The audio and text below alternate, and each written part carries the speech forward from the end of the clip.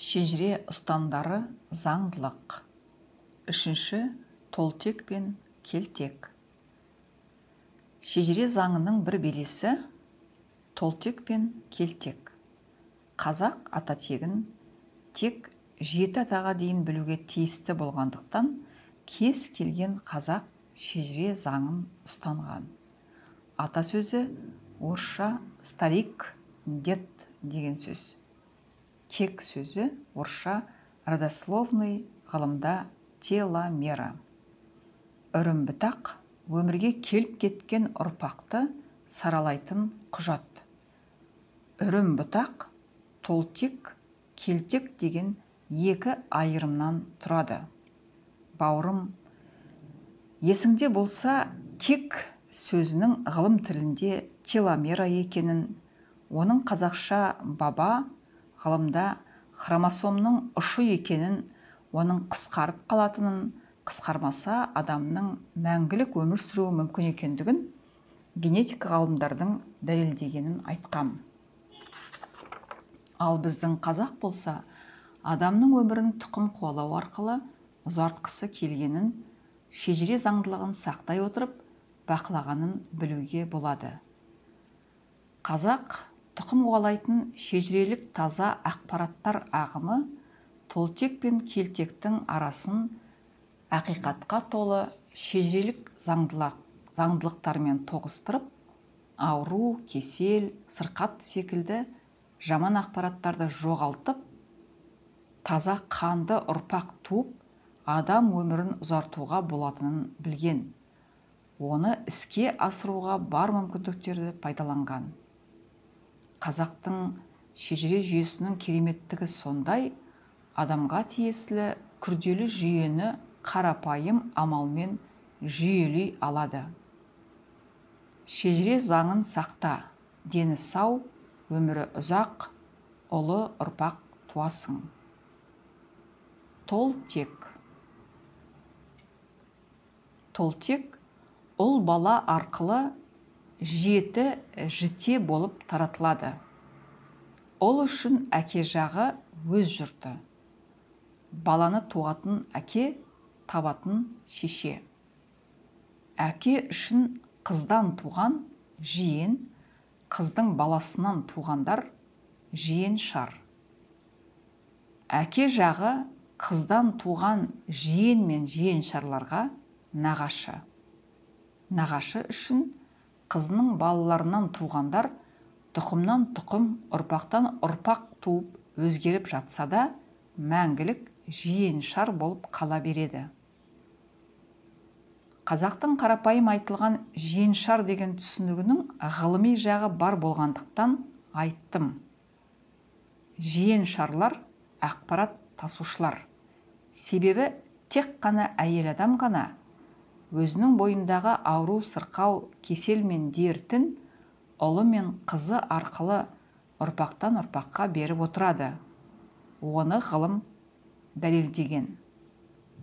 Сондықтан мен әкемнің ауруымен ауырып отырмын деме, әкеңе ауру шешелері, яғни әйелдер жағынан тұқым қуалап келген.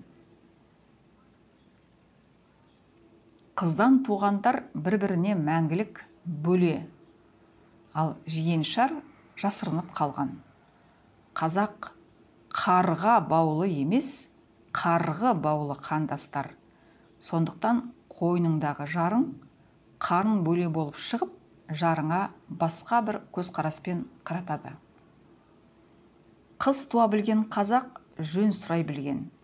Сондықтан шежіре жолымен жаныңдағы жарыңнан жөн сұрасаң, жасырынып қалған жиеншар деген түсінік арқылы не тай жұртыңа жақын, не түп нағашың болып шығады. Сондықтан қазақ сенен тай жұртың кім, немесе түп нағашың кім деп сұрай қалса, жауап бер. Білгенің дұрыс. Нағашысын сыйламайтын қазақты таба алмайсың. Қазақтың шежірелік туыстығын білдіру мүмкін емес.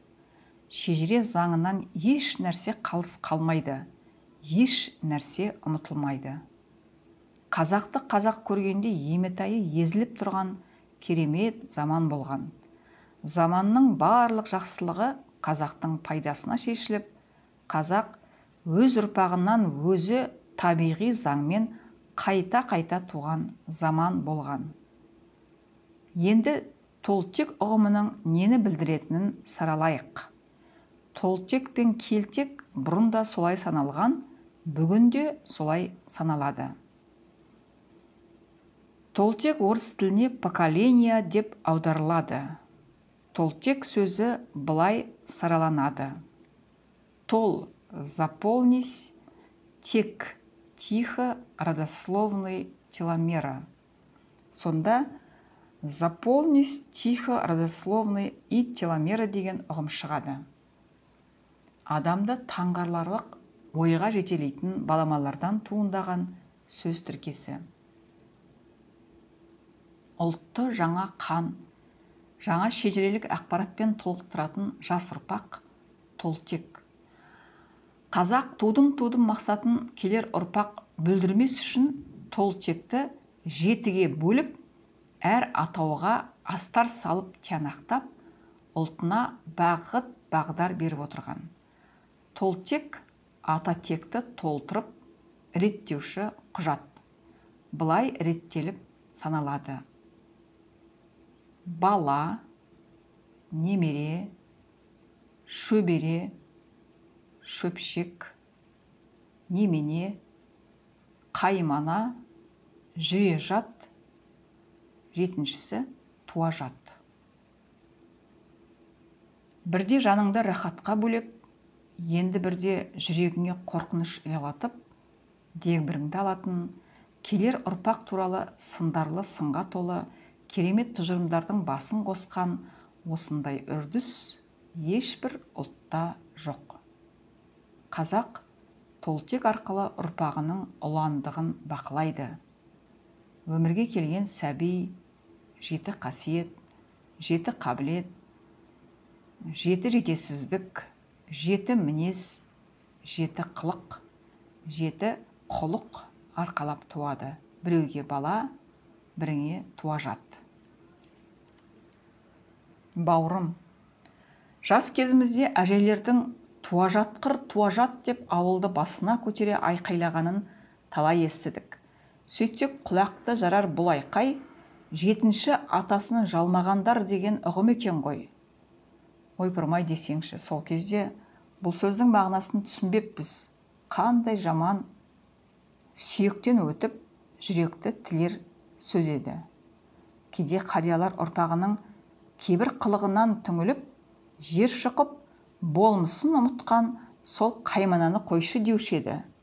Енді ойлап қарасақ, тектілігін ұмытқан ұрпағына ренжігені, түңіліп кете жаздаған сәттен туындаған шарасыздық екен ғой.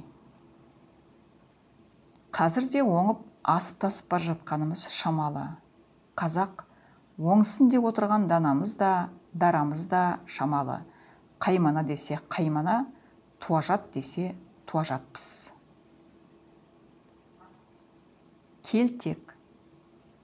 Келтек бұрында солай саналған, бүгінде солай саналады. Келтек орыс тіліне короткий деп аударылады. Келтек сөзі былай сараланады. Кел, приходи, лег, подряд, тек, родословный, теломера, кет, уходи. Сонда приходи, подряд, родословный, теломера, уходи, приходи, подряд деген ұғым шығады да, керемет дүние танымның негізін межелейді. Келтек ата тек құжаты мен үрім-бұтақ құжатын ара салмағын ажыратып, бірі кетіп, бірі келіп жатқан ұрпақтың ара қатынасын ажырататын құжат. Келтектің санамағы әкеден басталып түпке қарай саналады.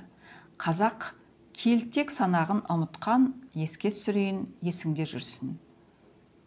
Әке, ата, ода ата, арда ата, ода құн, ода ғұн, баба.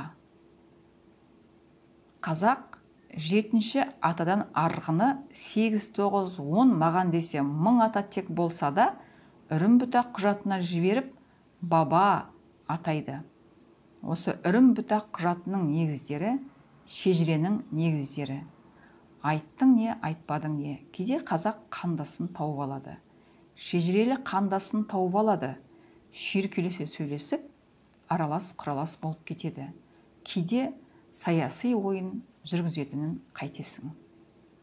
Тоқтар Бейсенбинов «Ақиқат» кітабы 113-116 беттердің аралығы.